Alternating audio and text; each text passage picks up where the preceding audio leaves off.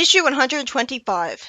After Knuckles shows up in that light, which was predictable from his business in the Special Zone being done last issue, the Omnivore disappears after having dropped off Porker in Emerald Hill, and him in Angel Island.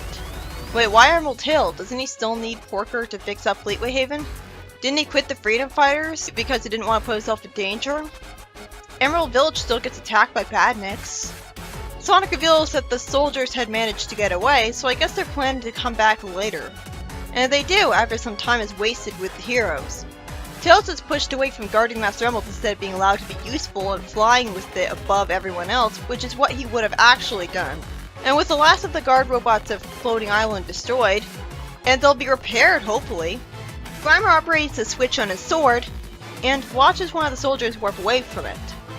He says that he used the Dracon sword as a device to teleport away the people he was looking for, because he randomly decided to betray them. The only foreshadowing to this was Sonic saying the Dracon Empire couldn't be trusted and he was somehow better off with Eggman. I guess I got through to him?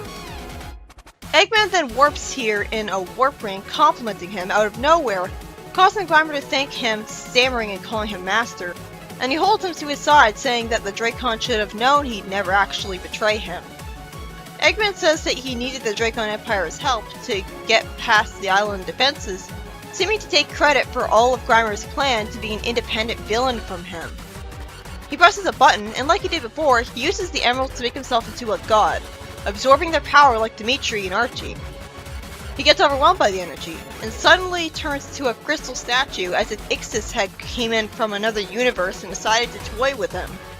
Well, that was a Deus Ex Machina. He should have gone super and mad with power again. I guess these emeralds are good and recognize evil and punish it.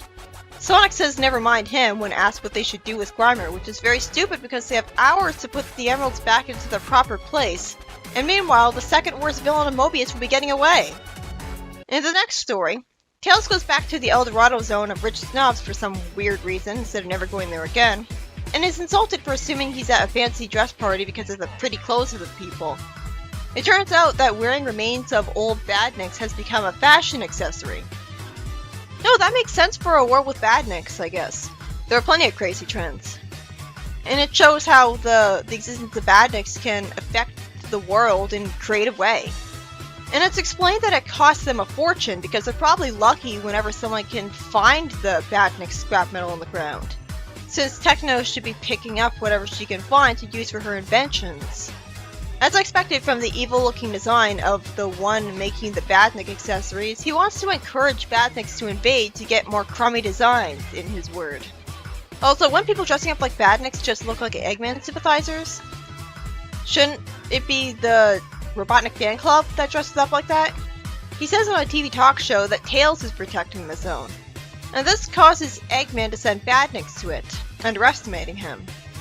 After he proves his base and Tails to defeat them, he wants him to pull his punches and risk his life just so he can sell the badnik parts as fashion items.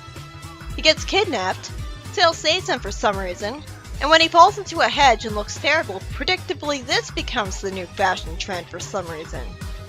In the next story, we start out in a science fair showing off environmentally friendly technology, where for some reason the bad engineer Bodge doesn't get that the water of his bathtub is unclean just by looking at it. Is he colorblind?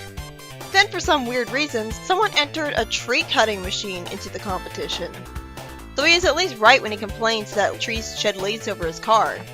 Techno explains that she made a solar-powered hover scooter vacuum with no worries about punctures.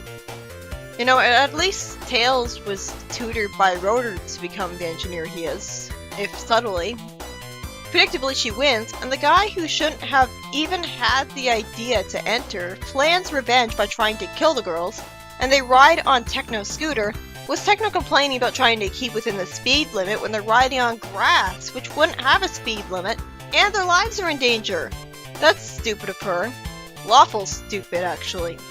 Amy says they should lead the maniac away from the crowds, and Techno for some reason thinks that the trees will slow down a tree cutting machine. Where did Techno's intelligence go? This story is dumb. Techno has a predictable foreshadowing line where she says there's going to be no one in the woods to get hurt, and of course there is. And Amy has to save a picnic maker as a result. Then Amy defeats the machine with a lucky shot from her crossbow and makes it blow up, sending the evil Tyson Dent into a horrible bathtub. The first story was by Nigel Kitching, and as Knuckles returned to the Chaos Chamber, Grimer suddenly betrayed the Dracon Empire, sending the Dracons away, and then sadly get robbed of his chance to be an independent villain by Eggman warping in. And after Eggman tries to become a god by absorbing Emerald power again, a Deus Ex Machina kicks in, as instead of going mad with power like Dimitri and Archie, the Emeralds decide to turn him into a crystal statue like Codus and Arachnus from Archie were. Even though the Emeralds weren't supposed to know who's too evil to deserve them. That was an unsatisfying ending. I would have been a lot happier about Eggman being turned into a statue from the hopes that he'd stay that way for a long time, if that fate of his made any sort of sense. And why would Sonic say never mind him about Grimer? Arrest him! Arrest the guy! And why did Porker get dropped off somewhere other than Angel Island? Knuckles needs him to repair all those guard robots. The last two stories were by Luke Stringer.